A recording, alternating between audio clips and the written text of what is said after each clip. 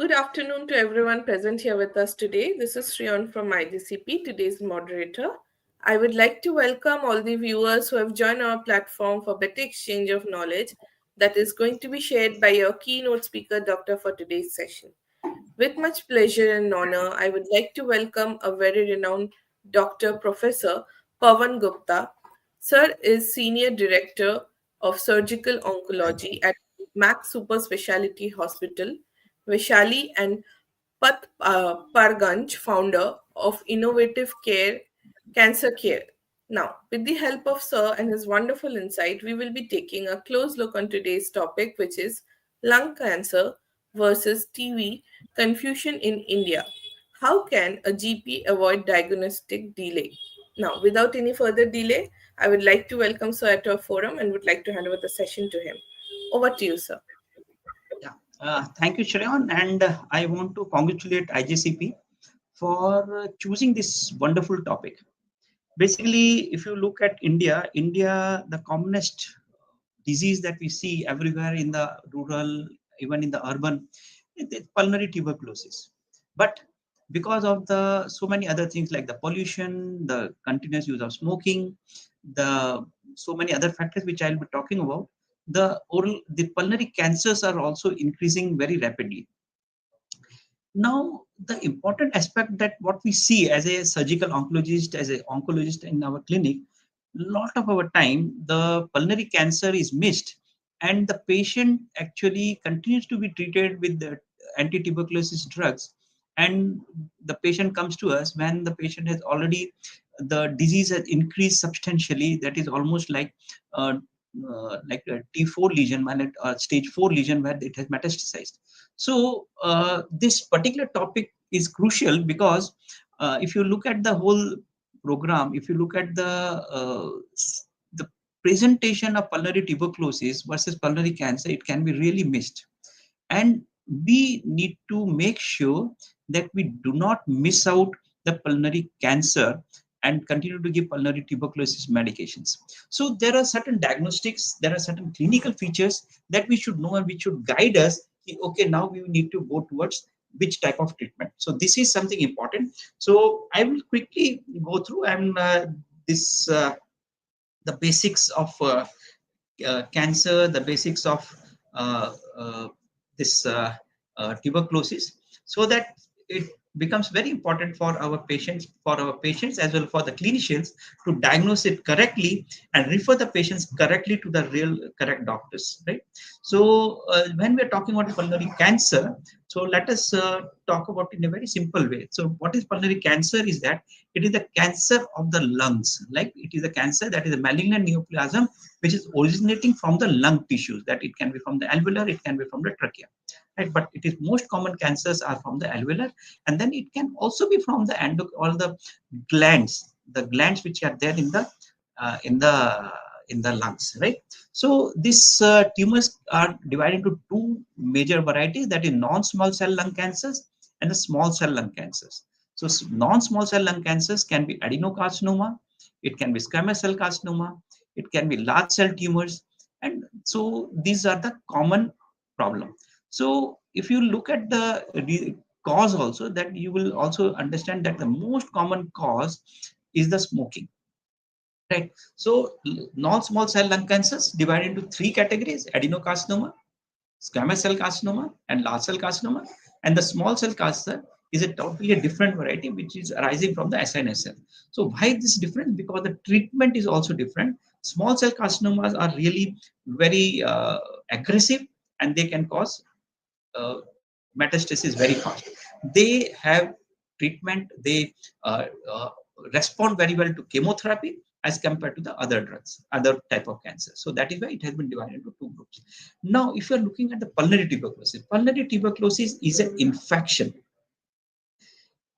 Cancer is a change in the genetic change in the tissue, that is a chromosomal change in the tissue or the lungs, which actually leads to becoming a lesion in the lung and becomes a cancer. But pulmonary tuberculosis is an infection caused by a bacteria, what do we call it as Mycobacterium tuberculosis. It is a acid fast bacilli, and it is a very common or a bacteria which is there uh, in the surrounding, which can cause this infection, especially if you are in touch with a tuberculosis patient.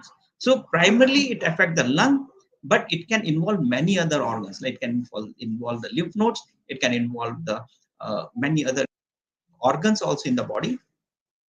So this infection is usually caused by inhalation or aerosolized droplets. Like when you are sitting in front of the tubercular patients, that the droplets that is there, that can cause the infection into the patient. Or if you're touching, if you're taking the patient, if you're hugging the patient who is already having tuberculosis, you can also get this infection into your body. And that is where it, so here, if you look at both the aspect, the mycobacterium tuberculosis, it can also give rise to lymph nodal masses. If you look at the cancer, it can also give rise to lymph nodal masses, right? So cancer and mycobacterium tuberculosis, they both have very similarity. That is why it becomes sometimes very difficult to differentiate between the two. Now let's see the etiology. Why? What is the risk factors? Why it can? If you look at the pulmonary cancer, that is the cancer, the commonest cause is the tobacco smoking. That is the smoking of cigarettes, smoking of so many other things, and then also the environmental exposures like radon, asbestos, and pollution, which is very common in Delhi and other places. And there can be genetic mutations which can be this genetic mutations also related to this environmental factors as well as smoking, right? So EGFR mutase, ALK mutase, KRAS mutase. Then chronic obstructive pulmonary disease. This chronic obstructive pulmonary disease is also a risk factor which is very common. And if you look at smoking, smoking gives rise to COPD, and if a person continues to smoke, he can ultimately go into the oral pulmonary cancers. So tuberculosis is also a risk factor for pulmonary cancers. A patient who has got tuberculosis, who has been had a tuberculosis, or who is active tuberculosis, now these patients can also go into the cancer, right? And the second-hand smoke is now a very important aspect. Now this second-hand smoke is increasing very fast. Nowadays, we are seeing a lot of women coming with pulmonary cancers. You know why? Because the husbands and the home, the father or some people who have been smoking, and these ladies, they are exposed to this second-hand smoke. So this becomes a very important reason for pulmonary cancers. Now look at the pulmonary tuberculosis. As I have said, it is an infection, and infection to get into the body, it can go it, but to form a tuberculosis, an active tuberculosis, that is need to be something like a immunosuppression. If the body is really strong, it can resist this infection becoming an active tuberculosis case, right? So this is where immunosuppressions like HIV, diabetes, and malnutrition, these patients are highly prone for tuberculosis. Overcrowding and poor ventilation, this is very common because it is a droplet infection. It goes through the oral cavity, through the saliva, and most important is to the spitting, and that is why the chewing tobacco is an important aspect, important cause for spread of pulmonary tuberculosis in the rural area. Because people, even the tuberculosis patient who open cases, they keep spitting in the open, and this spreads, and then when they're talking, they will be putting pan or this tobacco into the oral cavity, and when they will speak, it all throws out these droplets, aerosols, which can be taken up by the patient. So this is a lesion. This is a descriptive lesion in a very simple way. It is a caseation which is there. Epithelioid cells are there. So bacterial infection is there. So it forms a cavitating lesion in the lung. And most common cavitating lesion you will see in the right upper zone of the patient. Right. That is the commonest place where it happens. And then there may be lymph nodes in the neck, there may be lymph nodes in the axilla, there can be lymph nodes at other places, but the commonest presentation can be in the lymph nodes in the neck, right? So these are the type of presentation, and this is what is happening. There is so much similarity between this this pulmonary cancers as well as pulmonary tuberculosis, because they are the infection of the lesion, both present with the lesion and lymph nodes. But then there are certain differences which can be there. If you look at the clinical features, right, of how the patient presents, pulmonary cancers, most of the time they will be presenting like chronic cough, hemoptysis, chest pain, hoarseness of voice, recurrent pneumonia, weight loss, fatigue, or wheezing. Sometimes there may be wheezing. If it is locally advanced, if it is infiltrated into the esophagus, then there can be dysphagia, hoarseness. Hoarseness is because of the effect of the laryngeal nerve, that is the recurrent laryngeal nerve, which goes through the mediastinum into the neck. That is in the on the left hand side. This is the commonest place where it can be affected directly by the tumor or because of the lymph node mass in the mediastinum, which is spread from the pulmonary cancer. So this is another reason. Sometimes the patient will just present with hoarseness of voice, and then when you take an X-ray, you will find that there is a something which is there. Now, another very important thing is there is a pleural effusion. Pleural effusion is present both in tuberculosis and it can be present in cancer also. In cancer, if pleural effusion present, it is almost like stage 3 or stage 4 cancer. But pleural effusion in tuberculosis, it has to be separated. It has to be made sure that it is not a cancer. So sometimes patients with isolated pleural effusion, and that needs to be differentiated whether there is a cancer or it is just a tuberculosis. So that needs a cytological examination. So if there are this oral cancers, it can be localized. Sorry, lung cancer, it can be localized. It can be uh, means it can spread locally, or it can metastasize. Metastasize can happen to brain, it can happen to bone, and it can happen to liver. And whenever it happens metastasizes, the presentation is according to the metastasis, right? So this is there. Now, if you look at the pulmonary clinical features of the pulmonary tuberculosis, again, the most important is chronic productive cough. It can be dry cough. Here it is a chronic productive cough which has been there for more than 2 weeks. Here, that in the cancer also there will be uh, chronic cough, but it can be just a dry cough, right? Here there is another important thing: fever and night sweats can be associated with tuberculosis, but in cancer, it is associated with fever only when it has been infected, or if the trachea is blocked, the bronchus is blocked, and then the distal part of the lung gets infected. So there can be weight loss, there can be anorexia, there can be hemoptysis. Again, this is common both in tuberculosis as well as in cancer. Pain in chest is another very important, and loss of appetite, that can be another area that needs to be taken care. But now this, if you look at both the features, the clinical features between tuberculosis and cancer, it is almost the same, excepting that there would be productive cough and there is association of night sweats and fever.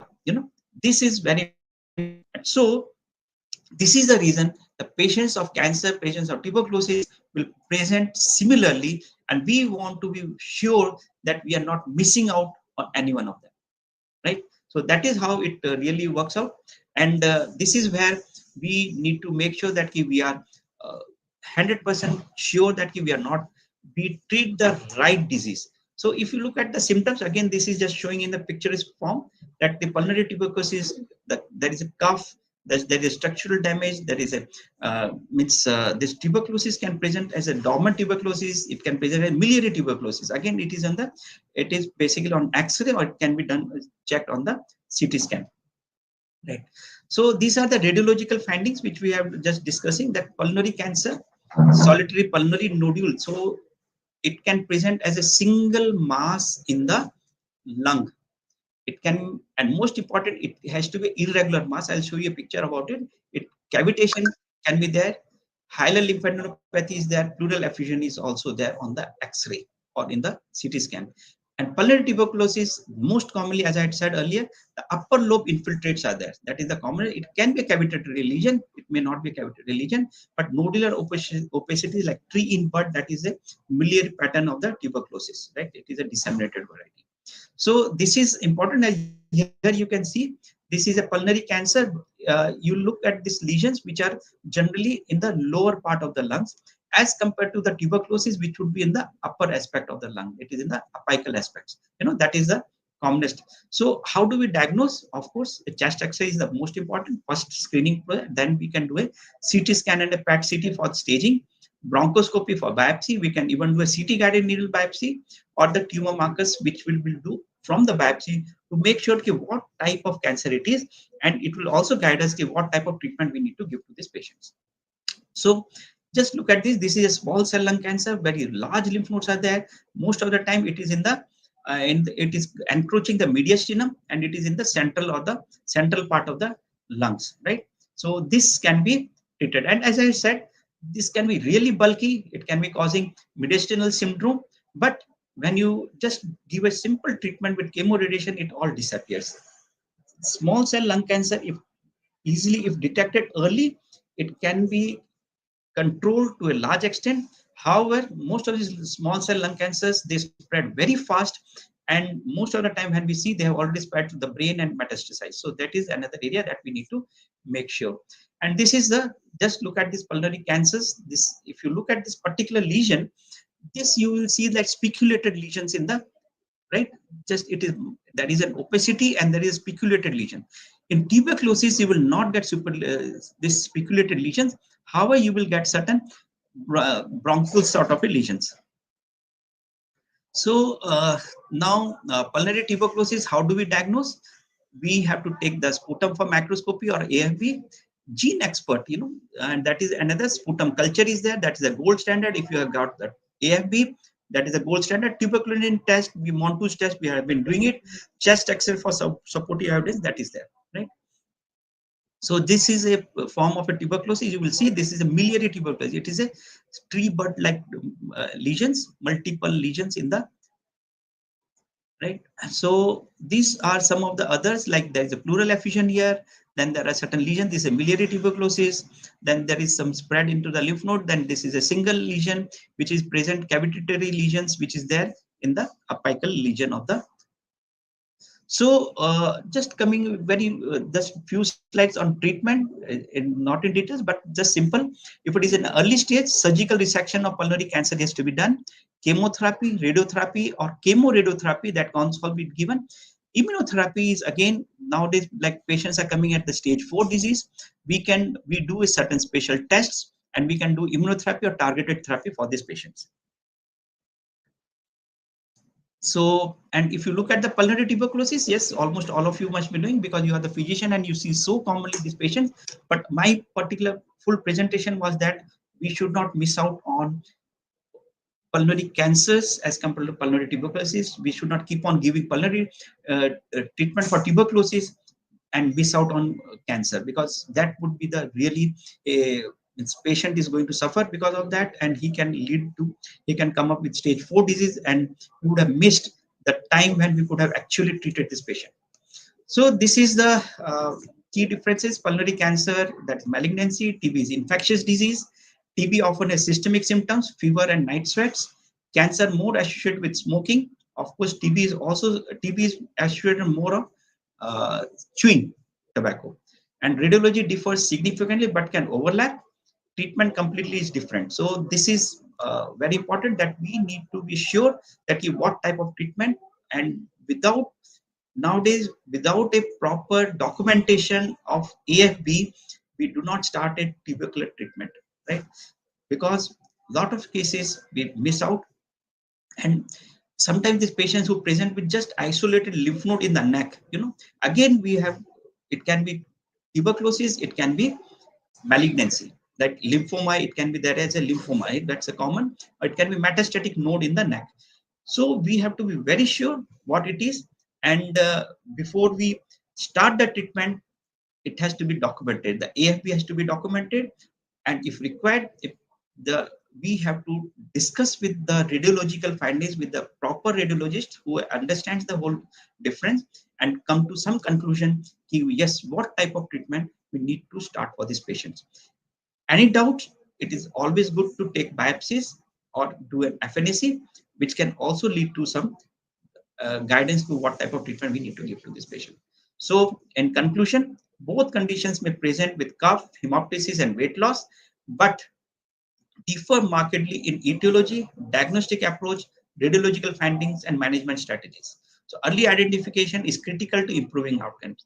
Thank you so much, and I am open for questions. Thank you so much for the presentation. Thank you for inviting me for this talk.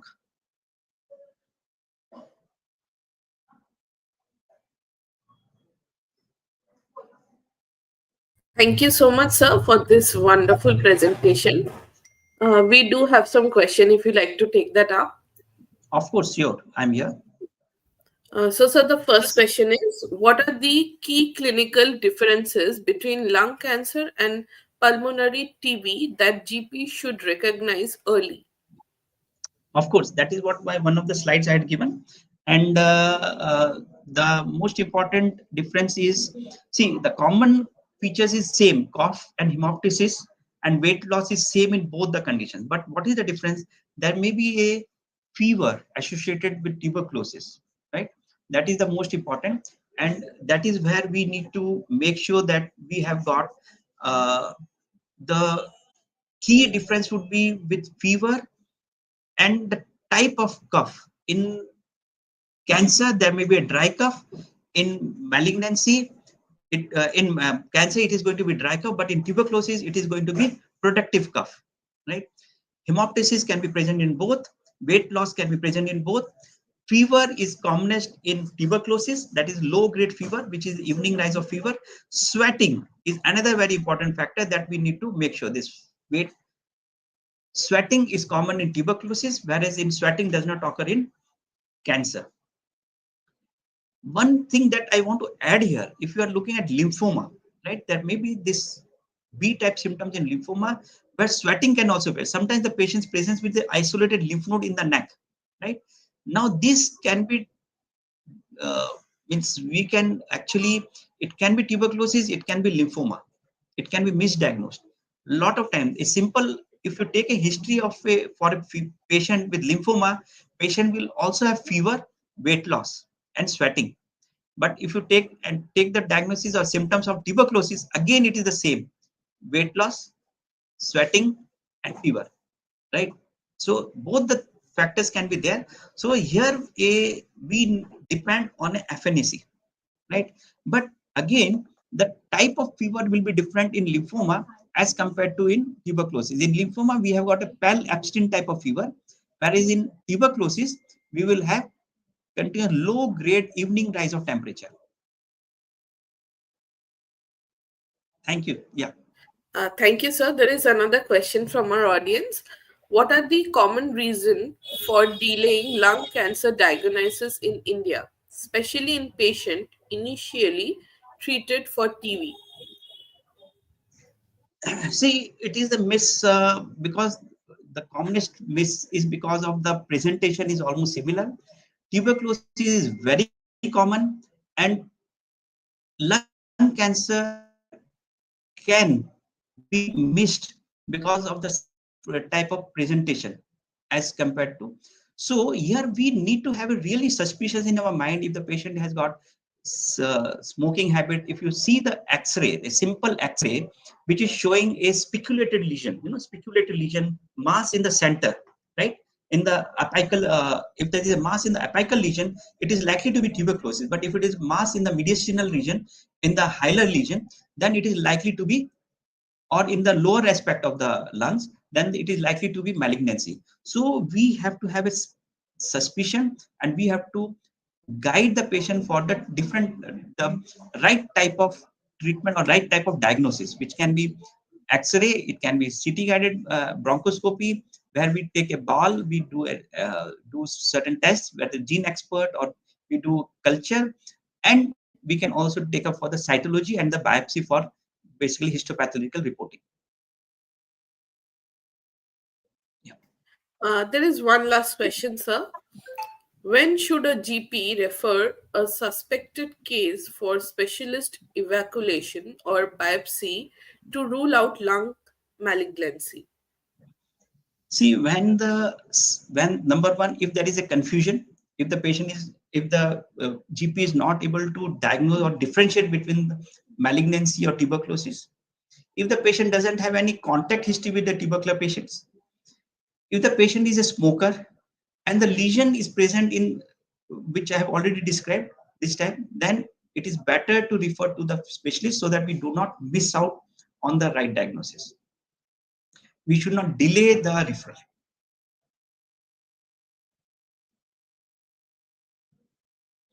Uh, Sorry, sir, the last part got cut out. Can you please repeat the last part? What were you saying? Okay, so if the presentation, if the GP is not able to differentiate from the presentation, if the X-ray is also equivocal, if there is a reason the patient, the GP thinks that it can be cancer, we should not delay at all. We should send the patient and refer the patient to the right center.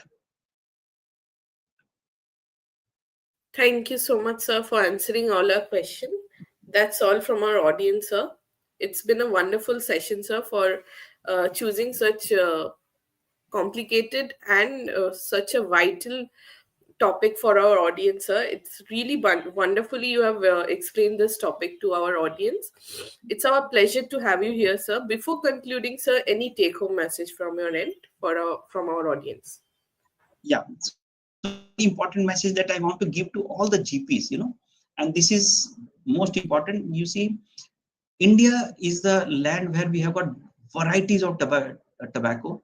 India is a land we have got varieties of smoking smokers, right? So, and India is a land where we have got lots of oral cancers.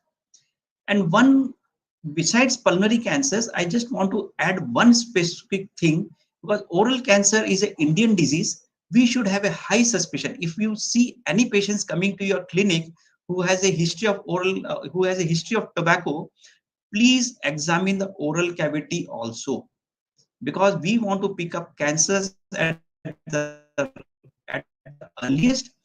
All cancers which are treated at the earliest, they are cured, right? So it is important that besides we should have a very high suspicion in our mind, because there are 26 crores of people who are taking tobacco in India, and almost 50% of them are going to have cancer, and we don't know who is going to be that. So whenever you see a patient in your OPD, please open the mouth and examine the patient, not your mouth, the patient's mouth.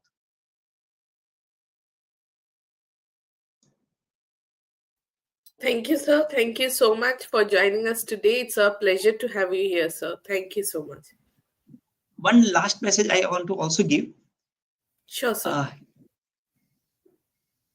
Most of the time we feel it is impossible to quit tobacco, right?